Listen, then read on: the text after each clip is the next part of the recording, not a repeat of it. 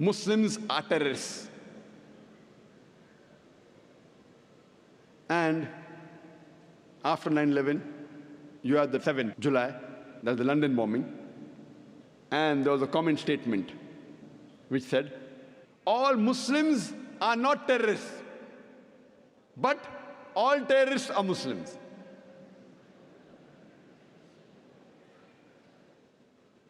And it was very common on the media, and that gave rise to a new lecture of mine, is terrorism a Muslim monopoly?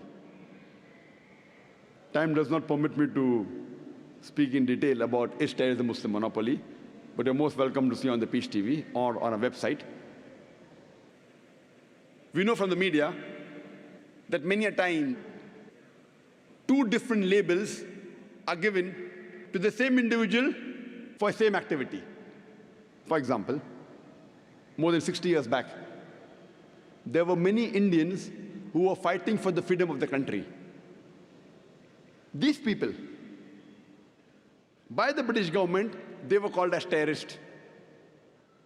But we common Indians, we call these people as freedom fighters, as patriots. Same people, same activity, but two different labels. If you agree with the view of the British government that they had a right to rule over India, then you have to call these people as terrorists. But if you agree with the view of the common Indians that Britishers came to India to do business, they have no right to rule over us, then you have to call these people as patriots, you have to call these people as freedom fighters. Same people, same activity, but two different labels. And I very often attend the media, and while having interaction with the Indian press, I asked them a question, that do you consider Bhagat Singh as a terrorist? So he said, no. I said, why? The same Western media, when they call Bhagat Singh as a terrorist, you say, no, he's not a terrorist. Why? Because you know the background of the history of India's freedom. Even I consider Bhagat Singh as not to be a terrorist. But the same Western media, today, when they call Muslims terrorists, why do you agree? Have you done research? They started to laugh.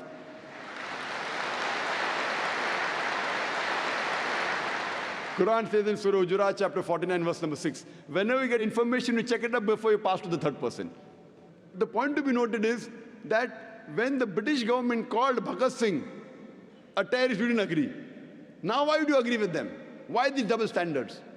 And you have several such examples. When we read the history of the American Revolution, in 1775, during the American Revolution, George Washington, he was called as the terrorist number 1 by the British government when the British was ruling America. The Britishers called George Washington as terrorist number 1. Later on, when America gets its freedom, George Washington is made the president of USA. Imagine, terrorist number 1 becomes the president of USA.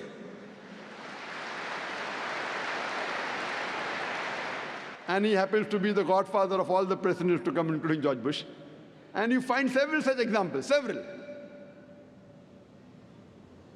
You have the example of Nelson Mandela.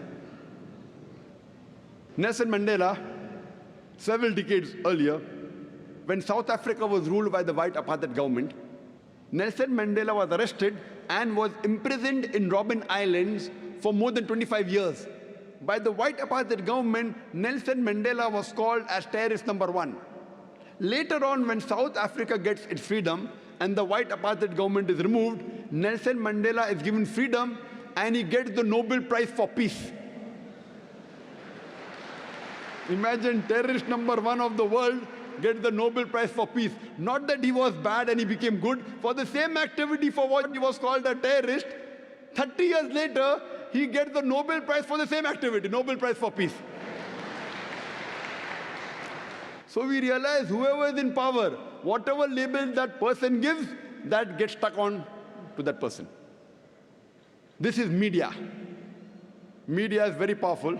According to me, it is the most important weapon today. It can convert black into white, day into night, hero into a villain, villain into a hero. This is media.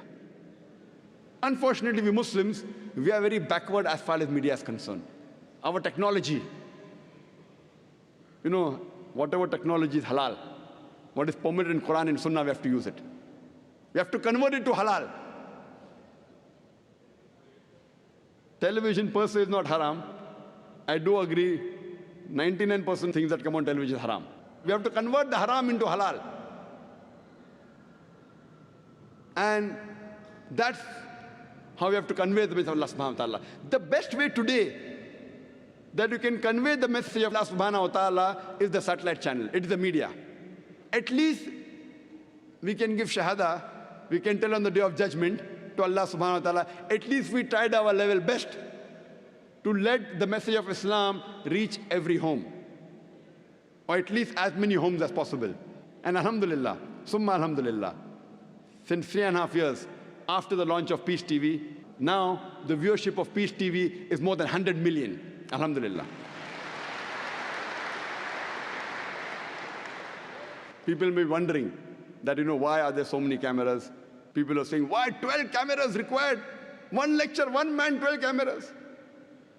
One man and 12 cameras. The television channels say, oh, we only use 2 or 3 cameras. 12 cameras because we want to present Islam in a beautiful manner. When you have rock show, that time 12 cameras, no problem.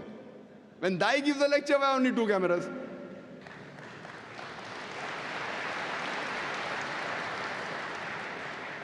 See, today is the age of science and technology. When we want to convince the youngsters, the media is taking them on the wrong track. We have to use the same media to get our youngsters on the right track, from wrong track to the right track. And believe me, we know, I agree, that majority of the media is haram. But as long as we don't break any rule of the Sharia, of the Quran and Sahih Hadith, we can use this media to the benefit of the spread of Islam.